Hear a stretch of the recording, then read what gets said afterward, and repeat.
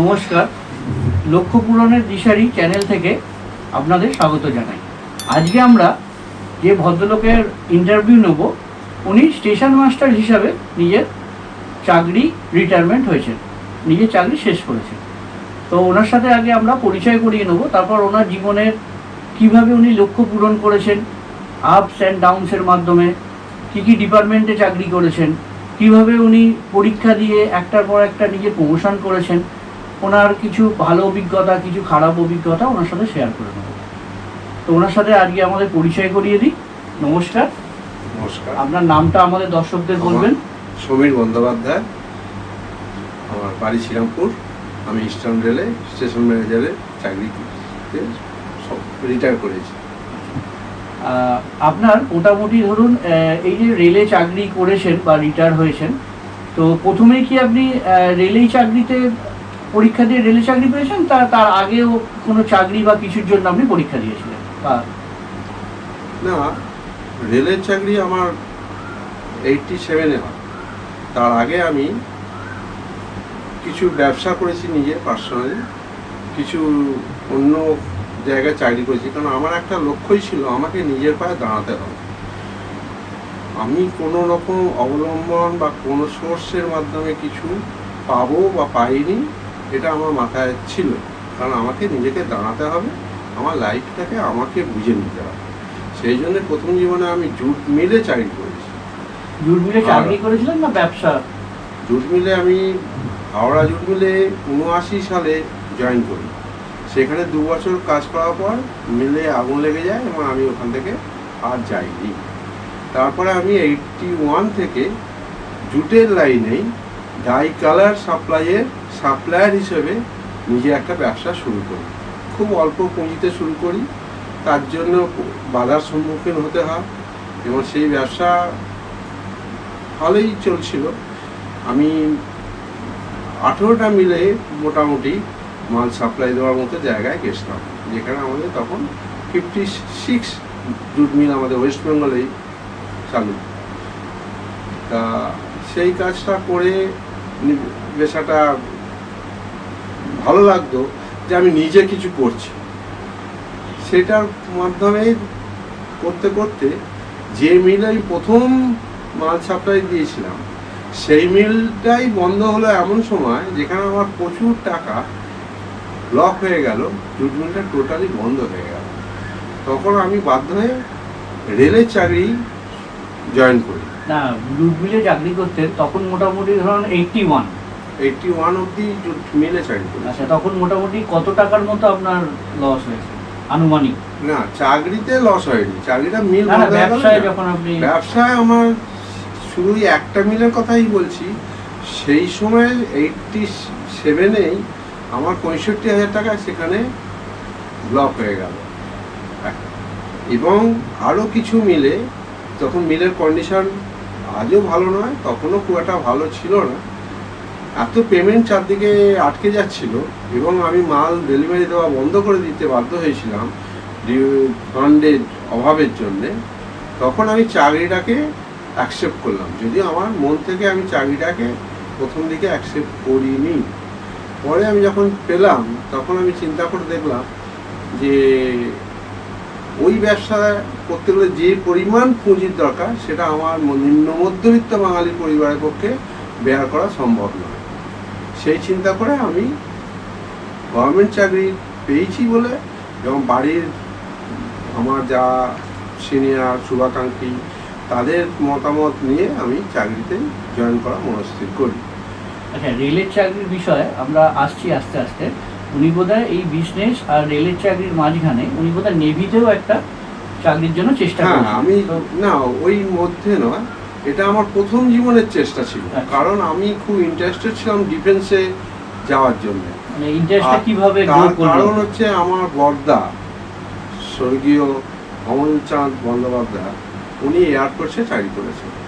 উনি তার 18 বছর বয়সে, মানে 17 কমপ্লিট হবে এরকম সময়, 62 সালে উনি, তখন আমার চেয়ে উনি 15 বছরের বড়, উনি 62 সালে জয়েন করে। এবং তখনকার দিনে বাঙালি ডিফেন্সে চাকরি করতে যাচ্ছে বা করে, এটা লোকের ধারণার বাইরে ছিল।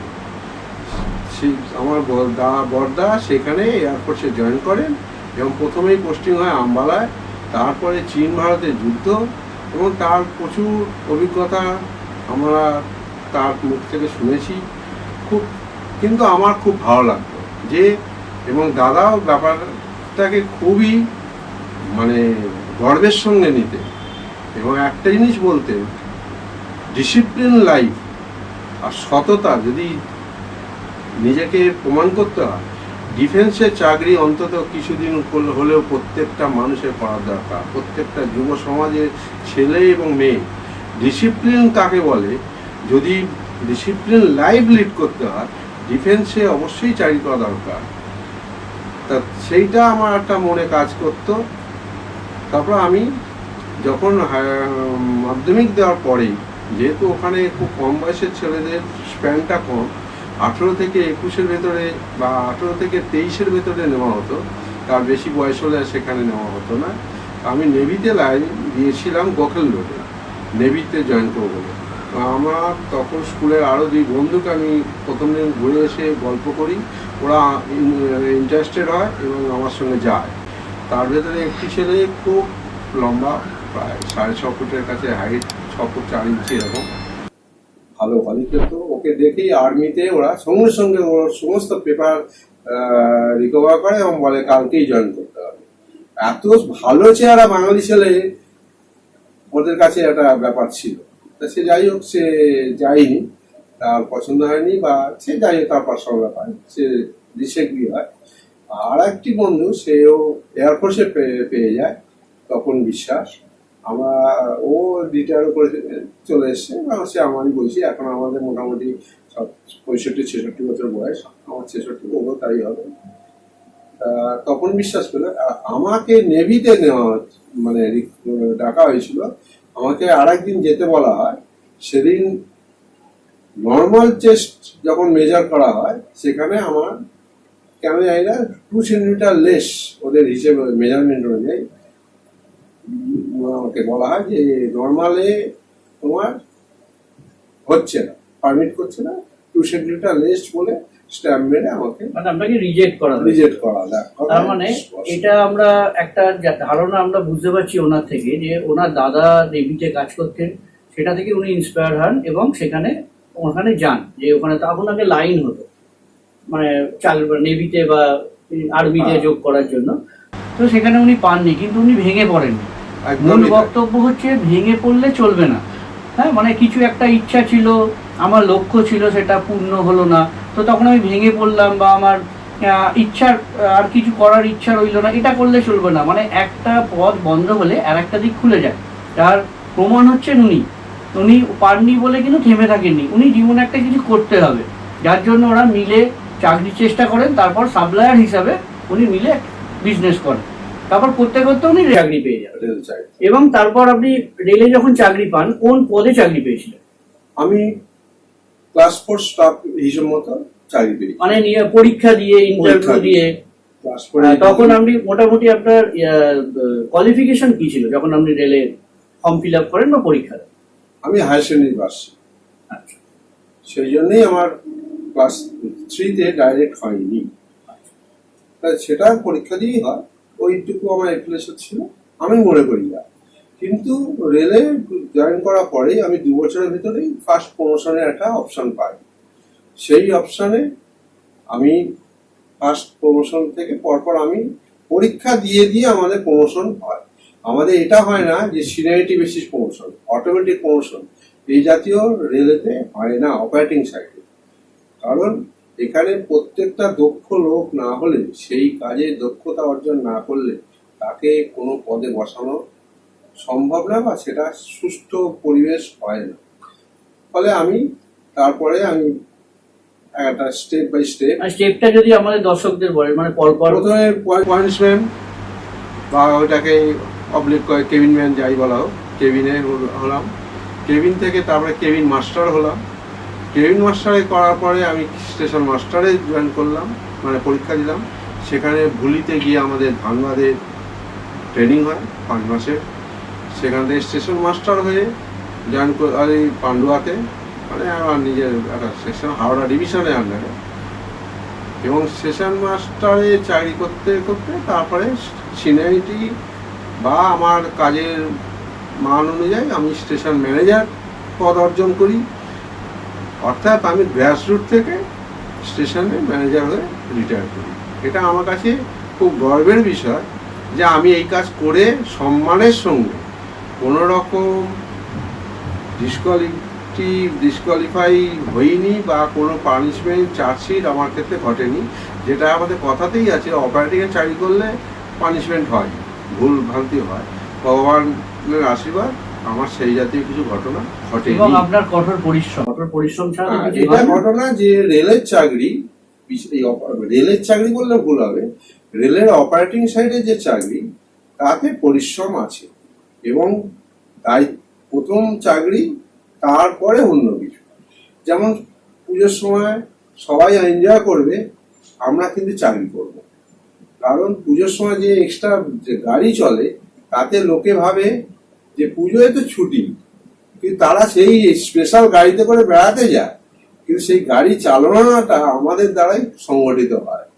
এটা একটা বড় ব্যাপার। আমাদের এমনও ঘটনা, এটা আমার একটা এক্সপিরিয়েন্স আমার চাকরি জীবনে, খুব দুঃখের। এরকম কেসও হয়েছে। একজনের বাবা মারা গেছে অন ডিউটিতে, মানে সে স্টাফ আমার রয়েছে, আমি তাকে বলতে পারছি না, সেই দুঃসংবাদটা দিতে পারছি না, তার কারণ ওর জায়গায় যতক্ষণ আমি একটা লোককে রিক্রুট করব ততক্ষণ আমি ওকে স্পেয়ার করতে পারবো।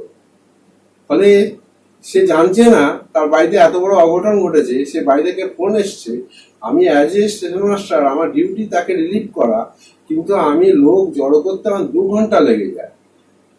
সেই ক্ষেত্রে এই যে ব্যাপারটা, যে ছেড়ে দেওয়া, আনম্যান করে দেওয়া, রেল ওসবে কোনো পরোয়া করে না। এই দায়িত্বটা বুঝেই লোককে রেলে চাকরি করতে হয়। যে এই ঘটনা ঘটবে, আমার টানা 30 ঘন্টা ডিউটি হয়েছে, এমন স্টেশনে পজিশন হয়েছে যে কোনো রিলিফ আসছে না। এরকম ঘটনা আমার কেন, খুঁজলে হয়তো অনেকেরই তার চাকরি জীবনে ঘটে থাকবে। এমন সিচুয়েশন হয়ে যায়, একই সঙ্গে 2-3জন অসুস্থ হলো বা বিশেষ কোনো কারণে, কারণ লিমিটেড স্টাফ তো, অন্য জায়গা থেকে লোক এসে চাকরি ধরবে সেরকম হয়তো পাওয়া গেল না। রিলিফ আস্তে আস্তে আস্তে আস্তে আমার 30 ঘন্টা চাকরি করতে হয়েছে কন্টিনিউয়াস। তা এইগুলো নিয়ে ভাবলে হবে না। না, এতটা কষ্ট করার জন্যই উনি হয়তো এই সফলতায় আসতে পেরেছেন। হ্যাঁ, একটা কোর্ট স্টাফ থেকে একটা স্টেশন মাস্টার, জার্নিটা কিন্তু অনেকটাই। এতে সার্টিফিকেশন, কঠোর পরিশ্রম, এটা নিশ্চয়ই উনি করেছেন বলেই আজকে এই জায়গায় উনি এসে রিটায়ার হতে পেরেছেন, বা সেই শিখরে মানে নিজের লক্ষ্যটা অ্যাচিভ করতে পেরেছেন। অবশ্যই। আর আপনি যখন প্রথম বোধহয় যখন নিচু পোস্টে ছিলেন রেলে, তখন আপনার পরিচিত একজন আমাকে উনি গল্প করেছেন, তো উনি একটি কথা বলেছিলেন যেটা ওনার খুব গায়ে লেগেছিল। তারপর ওনার জেদটা আরো বেড়ে গেছিল উঁচু পোস্টে যাওয়ার জন্য। এটা যদি দর্শক, হ্যাঁ, প্রথম জীবনে ওই যে আমি বললাম, আমার বলতে আপত্তি নেই, কোনো কাজকে ছোট ভাবা উচিত না কারোর ক্ষেত্রে। কাজ, তুমি নিজেও পায়ে দাঁড়াবে, নিজের স্বনির্ভর হবে, এটাই তোমার লক্ষ্য। তোমার কোয়ালিটি অনুযায়ী তুমি কাজকে ছোট করো না, কাজ সবসময় বড়। আমি অন ডিউটি পজিশনে আমার সঙ্গে আমার পরিচিত কয়েকজন ওই স্টেশনে দেখা হয়, এবং তারা আমার কাজ দেখে একটা মন্তব্য করেছে যে এই চাকরি করিস, মানে হ্যাঁ আমি এই চাকরি করি, এটা আমার যোগ্যতা অনুযায়ী যা পেয়েছি সেটাকে আমি ভালো মনে নিয়েছি, আমি কাজটা করছি, কি করছি সেটা বড় কথা না। তখন যিনি স্টেশন মাস্টার ওখানে ছিলেন, উনি ওখানে দাঁড়িয়েছিলেন, কথাটা ওনার কানে যায়। তাতে উনি বলেন যে এরা কি তোমার বন্ধু? না, বন্ধু ডেফিনেশন আলাদা। বন্ধু সেই হয় যে সেই বন্ধুর মর্ম বুঝবে, তার সুবিধা অসুবিধে পাশে থাকবে, এরা পরিচিত এইটা। এবং পরবর্তীকালে যখন আমি প্রমোশন পাই, সে আমাকে দেখে এবং আমাকে আর একদিন ওই তখন বলেছিল তোর এখন ব্যাপার আলাদা, আমি সেই দিনটা ভুলিয়ে নিবে।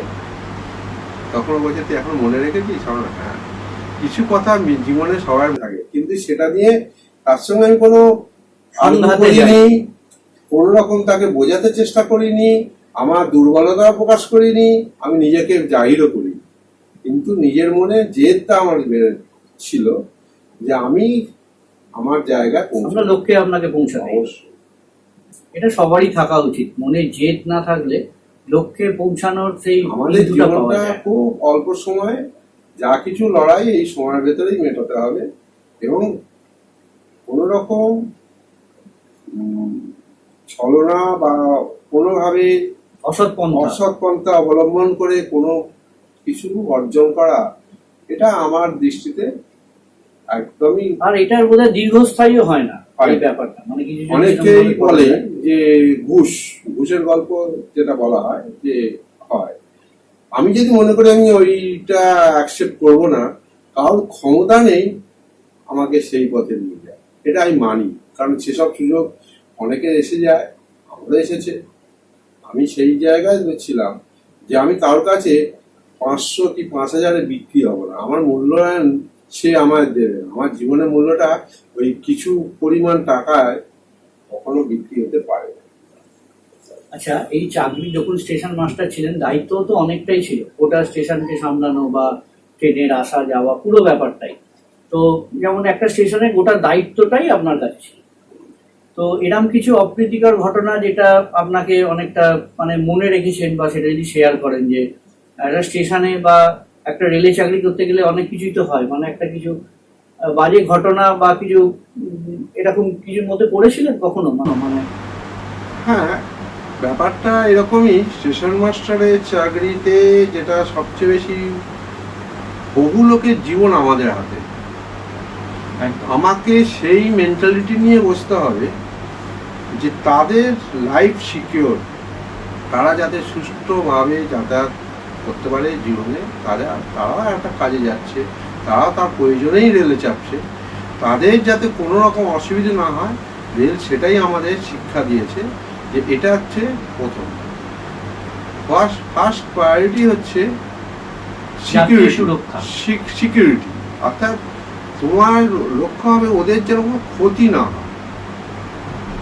তারপরে পাঞ্চুয়ালিটি পরে, নিশ্চয়ই ওটা মূল্য, কিন্তু সিকিউরিটির ওপরে মানুষের লাইফ সেভ আগে, তারপর রেলের প্রপার্টি সেভ।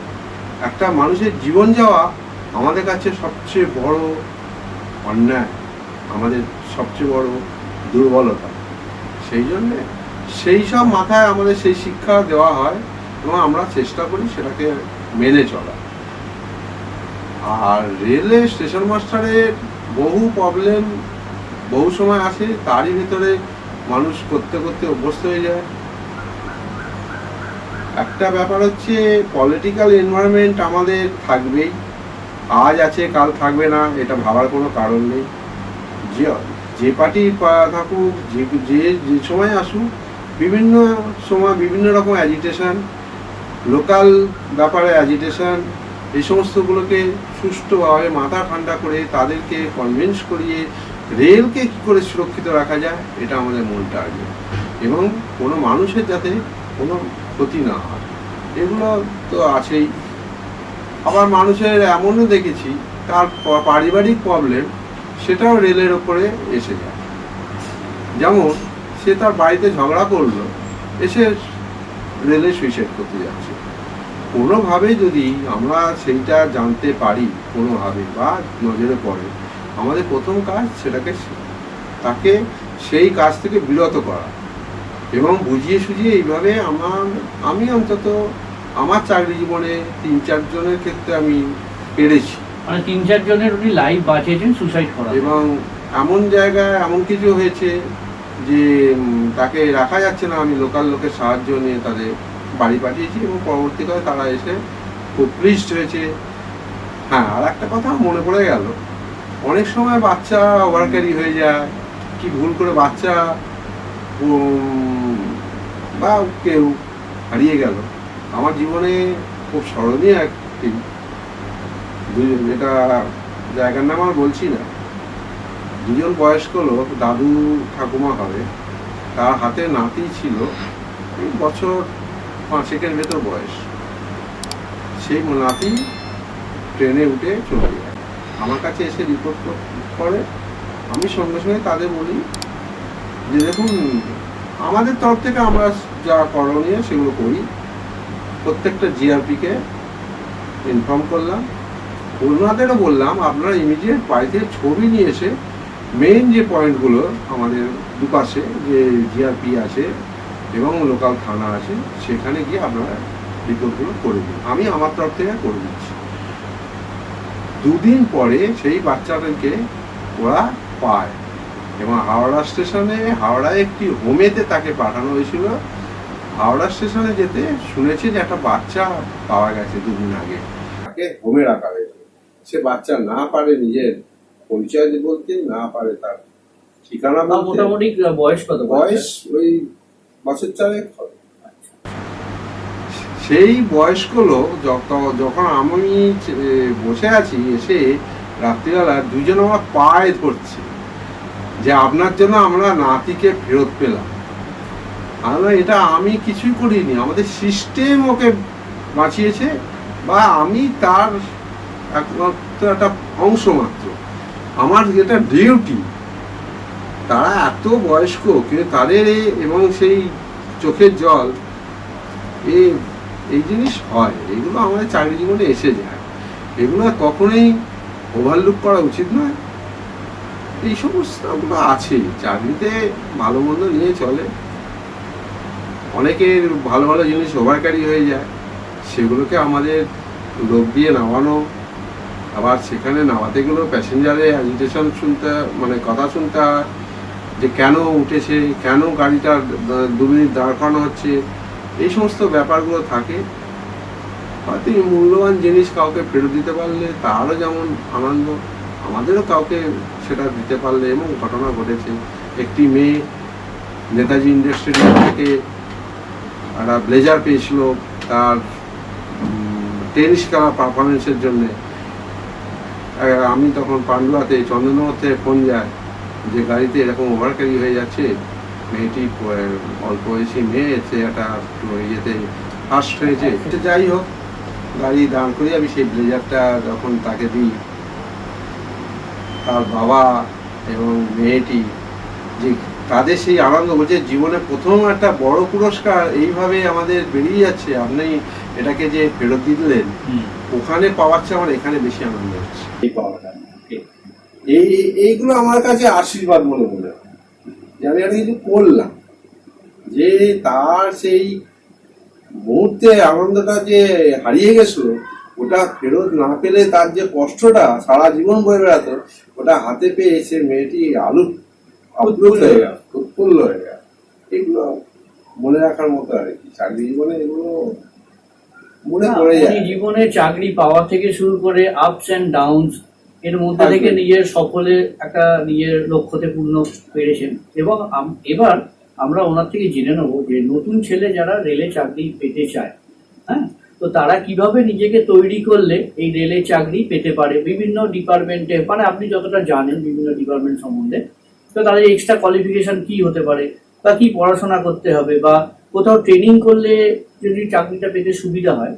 তো আমাদের এখানকার যদি একটু আলোচনা করেন যে কিভাবে কি করলে একটা রেলে, আমাদের পশ্চিমবঙ্গের ছেলেরা বা ভারতের ছেলেরা রেলে কাজ করতে পারে। আমার যেটা মনে হয় বা আমার অভিজ্ঞতা যেটা বলে, আমি ভালো ছেলেদের কথা বলবো না, যারা ভালো ছেলে তারা চাকরি পাবে, ভালো ছেলের চাকরির অভাব এখনো সেই অর্থে হয়নি বলে আমি মনে করি। মানে যারা টপ, আমার চোখের সামনে যে সমস্ত ভালো ছেলেদের আমি দেখি, ভালো ছেলে ইন দ্য সেন্স এডুকেশন কোয়ালিফিকেশনের কথাই প্রথমে বলবো, যারা ভালো মার্কস নিয়ে পাস করে তারা ঠিক চাকরি পায় এবং ভালো চাকরি পায় না মিডল ক্লাস জেনারেল স্টুডেন্টরা, তাদের ক্ষেত্রে যেটা তাদের লড়াই করেই চাকরি পেতে হয়, এবং তার জন্য কিছু প্রিপারেশন আমার মনে হয় খুব নেওয়া দরকার। মিডল ক্লাস যারা পড়াশোনা এবং নিম্নবিত্ত পরিবারে যদি হয়, বা যাই হোক উচ্চবিত্ত নিম্নবিত্ত, কোয়ালিফিকেশনের দিকে যদি তারা মিডল ক্লাস হয়, তাদের চাকরি পেতে খুব কষ্ট হয়। তা আমার যেটা মনে হয়, রেলের চাকরি যদি পেতে হয় বা যে কোনো চাকরি, মাধ্যমিক পাস করার পর থেকে তার স্টাডি যা করবে, সে আসলে করবে, বিএসসি, বিএ, বিকম, যাই করবে, সেক্ষেত্রে তাদের আমার যেটা মনে হয় সার্ভিস কমিশনের বই পড়া দরকার আছে। কিভাবে নিত্য নতুন পরিবর্তন হচ্ছে, জেনারেল নলেজ কি কি চেঞ্জ হচ্ছে, আপডেট থাকা দরকার। তাকে একটা পার্টিকুলার টাইম 1 ঘন্টা যদি ধরা হয় প্রতিদিন ওই সম্বন্ধে যদি সে স্টাডি করে, তাহলে সে দুনিয়া সম্বন্ধে অনেক কিছু জানবে। আর একটা কথা হচ্ছে, শুধু জেনারেল লাইনে চাকরি পাওয়াটা এখনকার দিনে খুব প্রবলেম আছে, সাধারণত হচ্ছে না। যদি সে যে কোনো টেকনিক্যাল লাইনে, ইলেকট্রিক্যাল হোক, মেকানিক্যাল হোক, সিভিল হোক, একটা অন্তত ডিপ্লোমা কোর্সও করে রাখে, তাতে তার চাকরি পাওয়ার সুযোগটা অনেকাংশে বেড়ে যায়। এবং প্রয়োজন আজকে যেভাবে এগুচ্ছে দেশ, যেভাবে রেল এগুচ্ছে, ইলেকট্রিক্যালের তো ভীষণ প্রয়োজন। আরো উন্নত মানের সব এই যে টেলিকমিউনিকেশনের যে উন্নতি হচ্ছে, এই জাতীয় কোর্স যদি সে পড়াশোনা করে, তার যে ডিপ্লোমা হোল্ডার হয়ে যায় বা তার যে যোগ্যতা থাকে ডিপ্লোমা করে সেইগুলি, কিন্তু চাকরি অন্তত এন্ট্রি নেওয়ার জন্য একটা টেকনিক্যাল কোর্স দরকার আছে বর্তমান সমাজ ব্যবস্থা। যেমন আগে তুমি যেটা আমাদের যে অফ ক্যামেরা যেটা বললে, যে আগে লাইন ফাইন গুলো পাতা হতো, তাতে অনেক লোক লাগতো। এখন কিন্তু মেশিনারি দ্বারাই এই সব ম্যানুয়ালি কাজ হতো বেশি, এখন সেই জায়গায় সব মেশিনারি হয়ে গেছে। আগে আমরা দেখতাম 50-60 জন, 70-80 জন লাইনে সব পাথর তুলছে, সুর করে করে কথা বলে বলে লাইন জোড়া তোলা। এখন সেগুলোর প্রয়োজন নেই, ম্যানুয়ালি হচ্ছে না, মেশিনে হচ্ছে। মেইনটেনেন্সের জন্য হয়তো সেটা লাগবে ওটা, কিন্তু মূল কাজটা কিন্তু মেশিনারি হচ্ছে। এই যে প্যাকিং মেশিন, যে রেলকে তুলে বসানো, পাথরকে প্যাকিং করে বালাস্ট আনলোড করা, সমস্তটাই মেশিনে হচ্ছে। সেটা জন্য তাহলে কাদের দরকার আছে? ওই টেকনিক্যাল লোকেদের দরকার আছে। ওই মেশিন গাড়ি বা যে কাজগুলো যে হচ্ছে প্রয়োজন, সব টেকনিক্যাল লোকের দ্বারাই সম্ভব। জেনারেল লোক এটা মানে পড়াশোনার সাথে যদি একটা টেকনিক্যাল কোয়ালিফিকেশন থাকে, অগ্রাধিকার আছে।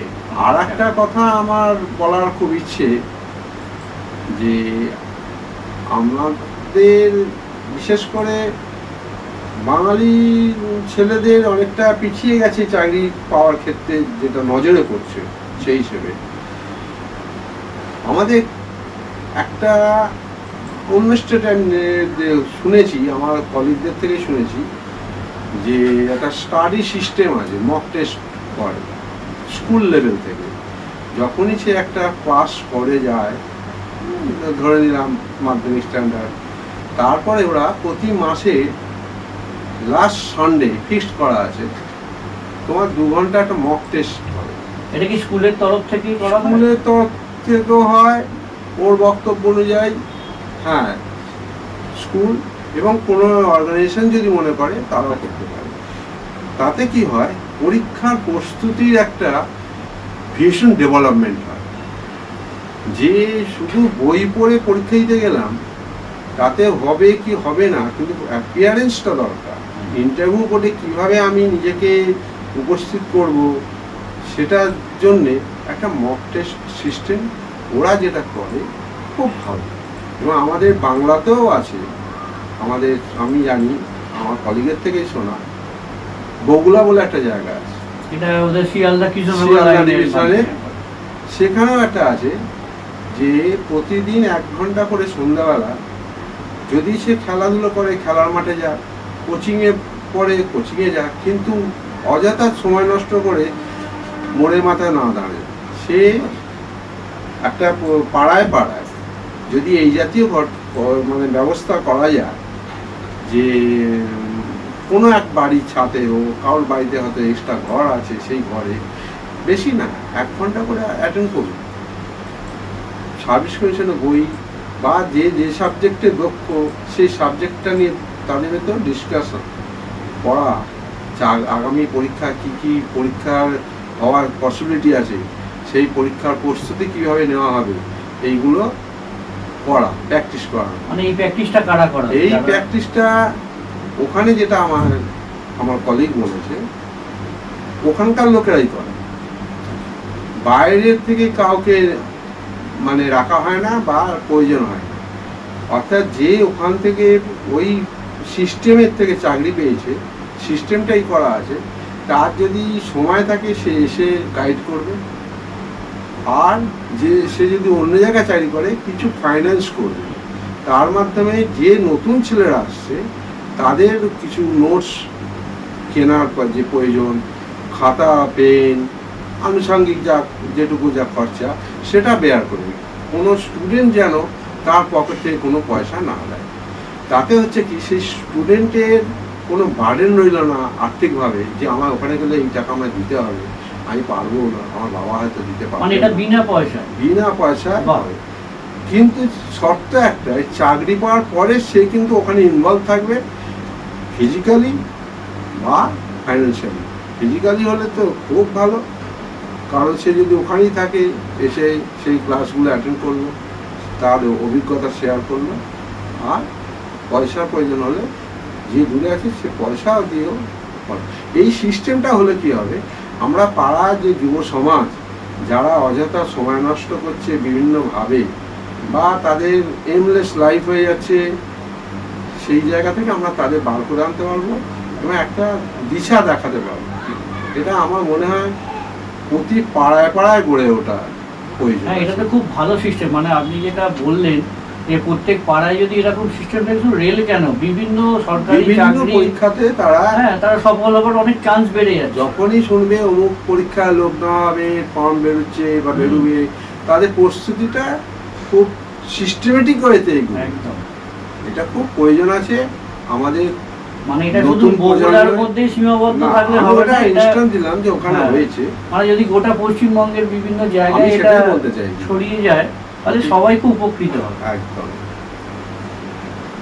তো মানে এটা কিভাবে, মানে এটা ধরুন নতুন জায়গায় যদি কেউ ভাবে শুরু করে, তো সিস্টেমটা চলে আসছে পাড়ায়, নিঃসন্দেহে ভালো লোক থাকে, পড়াশোনায় ভালো, তারা একদিন ফ্রি কোচিং দিয়ে শুরু করুন। মানে প্রথমে পাড়ায় পাড়ায় না হলে প্রথমে একটা শহর যেভাবে করে তারপরে আস্তে আস্তে ব্যাপারটা। আমার লক্ষ্য হচ্ছে পাড়ায় পাড়ায় হলে হবে কি, সবার ভেতর ছড়িয়ে যাবে। হ্যাঁ, 2টো পাড়া, 4টে পাড়া, 5টা পাড়া একক, এরকম ভাবে একসাথে একটা ওয়ার্ড ভিত্তিক হোক, যে সিস্টেমের সুবিধা হবে তাতে গড়ে তোলে। এটা কিন্তু উনি খুব ভালো একটা কথা বলছেন।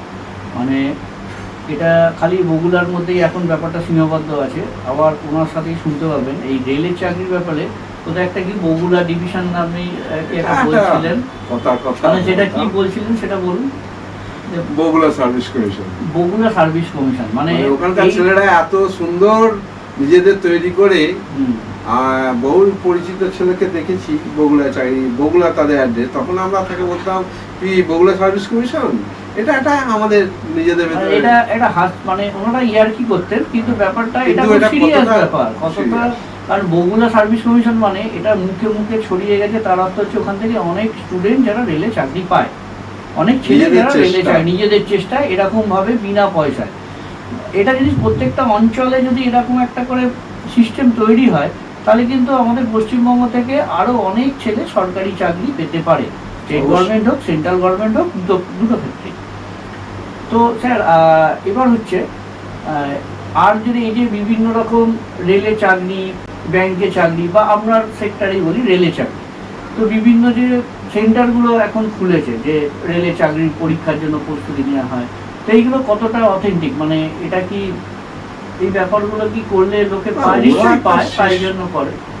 অথেন্টিক মানে চাকরি পায়, ওরা তো চাকরি দেয় না, ওরা কোচিং করে। এবার কোচিং যে নিতে পারে, হ্যাঁ, একটা সিস্টেমেতে ওই ব্যাপারটা ঘুরে আসছে, ওইখানেই সে রেগুলার পড়ার ভেতর রইল, তার প্রিপারেশনটা তৈরি হচ্ছে। এটাই এই কোচিং সেন্টার থাকবে, আগেও ছিল, কিন্তু সেখানে আর্থিক সামর্থ্য চাই, যে যাবে তার পয়সার প্রয়োজন হবে।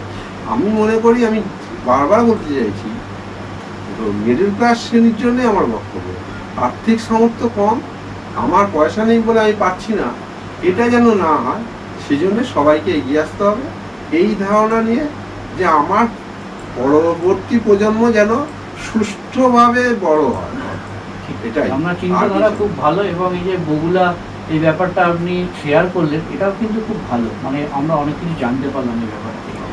আপনি যখন প্রথম ধরুন রেলে চাকরি পেলেন, মানে যখন পরীক্ষা দিলেন, আপনি কি বই পড়েছেন বা কিছু কি এক্সট্রা কিছু পড়াশোনা করেছিলেন যখন চাকরি হ্যাঁ, পেয়েছেন? আমি সার্ভিস কমিশনের বই, রেলের সার্ভিস কমিশনের বই বেরোতো, ওইটাকে পড়ি। ওইখান থেকে তখন তো আশা করি কম্পিটিশনটা এতটা ছিল না, এখন তো কম্পিটিশন সময় অনুযায়ী হিসেব মতো একই ব্যাপার। এখনো আবার এটাও একটা সব বলতে ভালো লাগছে, আগে যেটা হতো না, ক্লাস ফোর স্টাফে চাকরিতে আগে ভালো ছেলেরা মেয়েরা সহজে যেত না, আসতো না। এখন আমার হাত দিয়েই জয়েন করেছে মেয়ে, হাইলি কোয়ালিফাইড বলবো, কারণ মাস্টার ডিগ্রি, MA পাস, ইংলিশে MA, বাংলায় MA, তারাও এই ক্লাস ফোর স্টাফেই জয়েন করেছে, as a porter, as a gateman, as a helper. আমার এটা, এবং তারা প্রমোশন পেয়ে আবার জায়গায় তৈরি করে নিচ্ছে নিজেরা, ক্লাস 3 হয়ে গেছে। কিন্তু একটা মেয়ে হয়ে এই যে এগিয়ে আসা খুবই ভালো লাগে। আজকে লোকো পাইলটে বা বন্দে ভারতের মতো গাড়িতেও মহিলা চালাচ্ছে, এটা খুব গর্বের বিষয়। এটা কত বড় গর্বের বিষয়, মানে ভাবা যায় মানে আগে লোকে ভাবতেই পারতো। এগুলো চালাতে গেলে তো এক্সট্রা অনেক কোয়ালিফিকেশনও লাগে। কোয়ালিফিকেশন বিএসসি তো মাস, সেটা ঠিক আছে, কিন্তু সাহস এবং এক্সপিরিয়েন্স কাউকে বসিয়ে দেওয়া হয় না। এই প্রথমেই বলেছি, রেলের এই অপারেটিং সাইডে, মুভমেন্ট সাইডে সবসময় তাকে লড়ে পরীক্ষা দিয়ে উঠতে হবে। যোগ্যতা মানে না পৌঁছলে তুমি 10 বছর 20 বছর চাকরি করলেও সেইখানেই পড়ে থাকবে, যদি তুমি নিজেকে ডেভেলপ না করো। মানে প্রমাণ করতে হবে যে আমি এই কাজের যোগ্য হয়ে উঠেছি, এবং তার জন্যই পরীক্ষা। মানে আচ্ছা, অনেক জায়গায় এটা শোনা যায় যে রেলের চাকরি পয়সা দিয়ে, অনেকে পয়সা করি দেয়, অনেকে ফেসেও যায়। যে দেখবেন অনেক জায়গায় এখন যে রেলে মানে বিভিন্ন স্টেশনে অ্যানাউন্স হয় যে পয়সা দিয়ে রেলের চাকরি পাওয়া যায় না, নিজের সৎ ইচ্ছা, নিজের সৎ প্রচেষ্টাতেই রেলের চাকরি পাওয়া উচিত। তো এরা এই ব্যাপারে যদি আপনি কিছু বলেন। যে এটা 100% সত্যি যে পয়সা দিয়ে চাকরি পাবো এই মানসিকতা নিয়ে যারা আছে তাদের চাকরি হবে। প্রথম কারণ হচ্ছে পয়সা দেয়, কিন্তু সেইটা বিনিময়ে চাকরি হয়েছে এটা প্রুফ নেই, মানে সঠিক। কারণ আমি যাকে পয়সা দিচ্ছি সে সেই পয়সার বিনিময়ে আমায় চাকরিটা করে দিল, এটা কোনো প্রমাণ হয় না। আচ্ছা, তোমার নিজের যোগ্যতা তুমি চাকরি পাবে, সেই অনুযায়ী নিজেকে প্রস্তুত করবে। এই প্রস্তুতি যদি ঠিকঠাক হয় তাহলে তোমার চাকরি হবেই। এখন তো অনলাইনে ফর্ম ফিল আপ, এখন অনলাইনে ফর্ম ফিল আপ হচ্ছে, আর পরীক্ষা যেরকম দেবে নিজের যোগ্যতা অনুযায়ী দেবেই, যতটা তুমি ভালো পারফর্ম করবে সেটাই। আর পয়সার ব্যাপারটা হচ্ছে, আমি কারোর কথায় কারোর হাতে টাকা দিলাম, সেই টাকাটা যে আমি ফেরত চাকরি হবেই সে 100% গ্যারান্টিও দেবে না, আর তুমি পরবর্তীকালে সেই টাকা ফেরতও পাবে না। অতএব ওই পয়সা দিয়ে চাকরি পাওয়ার চিন্তা ভাবনাটা ভুল, ওইভাবে রেলে চাকরি হয় না। নিজের সৎ চেষ্টা আমার জ্ঞান তো হয় না, এবং ভালো করে পড়াশোনা, যেটা রেলের চাকরির জন্য দরকার। উনি যেটা আগেও বলেছেন, সার্ভিস কমিশনের বিভিন্ন রকম বই পাওয়া যায়, জেনারেল নলেজ। তারপর হচ্ছে নিজেকে আপডেট রাখতে হবে, এবং পয়সা দিয়ে চাকরি কখনোই রেলে কেউ চেষ্টা করবেন না। সৎ চেষ্টা এবং নিজের কঠিন পরিশ্রমের মাধ্যম দিয়ে চাকরি আপনার অবশ্যই অবশ্যই। মানে আপনি এটা কোনোভাবেই সমর্থন আমরা কেউই করি না, বা কাউকেই পালন করি এই ব্যাপারটা। অবশ্যই, কারণ মানুষ ভুল পথে বেশি যায় সেটা থেকে। তো মোটামুটি ওনার অনেকটাই হেল্প হলো আমাদের এই বিষয়টা করার, মানে জানাবার জন্য যে রেলের চাকরির ব্যাপারটা কিভাবে হয়, কিভাবে প্রমোশন হয়, পরীক্ষা কিভাবে দিতে হয়। কথা অনুপাতে এখন যেসব ছেলেরা বা মেয়েরা রেলে চাকরি পাওয়ার জন্য প্রস্তুতি নিচ্ছেন, হয়তো উনি অনেকটাই সাহায্য করতে পারবেন। এবার ওই যে বললেন বগুলা সার্ভিস কমিশন, মানে একটা উনি একটা নর্মালি কথাটা বললেন, কিন্তু এটা যদি সব জায়গাতেই এটা হয় তাহলে কিন্তু এই চাকরির পাওয়ার যে ব্যাপারটা এটা অনেকটা বেড়ে যাবে। তো আমাদের সাথে আজকে সৌভাগ্যক্রমে আরো একজন আছেন যিনি এই বগুলা সার্ভিস কমিশন যেটা উনি বললেন বা এই বগুলা ট্রেনিং সেন্টার যেটা ফ্রি, ওখানে উনি ট্রেনিং করেছিলেন। তো ওনার থেকে আমরা একটু শুনে নেবো যে ব্যাপারটা কিভাবে ওনারা একটা সিস্টেমেটিক করেছেন, তো অনেকদিন ধরে চলে আসছে, এখনো চলে আসছে, তো কিভাবে মেনটেন করছেন। তো ওনার থেকে মুখে শুনলে যদি আপনাদের কিছু মানে যদি এটা হয় যে না আপনারা একটা করতে পারি, আমরা এলাকা ভিত্তিক এটা করতে পারি, আপনার যদি একটু সাহায্য হয় সেটা শুনে, তো ওনার মুখ থেকে আমরা শুনে নেবো যে কিভাবে ওনারা এটা পরিচালনা করছেন, এখনো কিভাবে চলছে। তো যদি সুবিধা হয় কিছু, আপনারা ওনার সাথে আপনাদের একটা পরিচয় করিয়ে দেবো, তারপর ওনার মুখ থেকে আপনারা পুরো ব্যাপারটা শুনে নেবেন। আমাদের সমীর বন্দ্যোপাধ্যায় মহাশয় বগুলা নিয়ে যে কথাগুলি বললেন, আমরা চেষ্টা করব আমাদের পরের ভিডিওতে ওই বগুলাতে ট্রেনিং প্রাপ্ত একজনকে আমাদের স্টুডিওতে নিয়ে এসে বিস্তারিতভাবে যাতে আলোচনা করা যায় বগুলার ব্যাপারটা, আমরা চেষ্টা করব। আপনারা একটু ধৈর্য ধরে পরের ভিডিওটা লক্ষ্য রাখবেন। আমরা বগুলা নিয়ে নিশ্চয়ই একটি ভিডিও নিয়ে আসবো যে ওরা কিভাবে ম্যানেজমেন্ট করছে, কিভাবে ওরা ফ্রি ট্রেনিং সেন্টারটা 30 বছরের উপর চালিয়ে নিয়ে যাচ্ছে। তো এটা কিন্তু আমাদের পরের ভিডিওতে এটি অবশ্যই থাকবে। এইটুকুই বলে আজকে আমাদের ইন্টারভিউ শেষ করছি। আপনারা সবাই ভালো থাকবেন, সুস্থ থাকবেন। নমস্কার। দেখো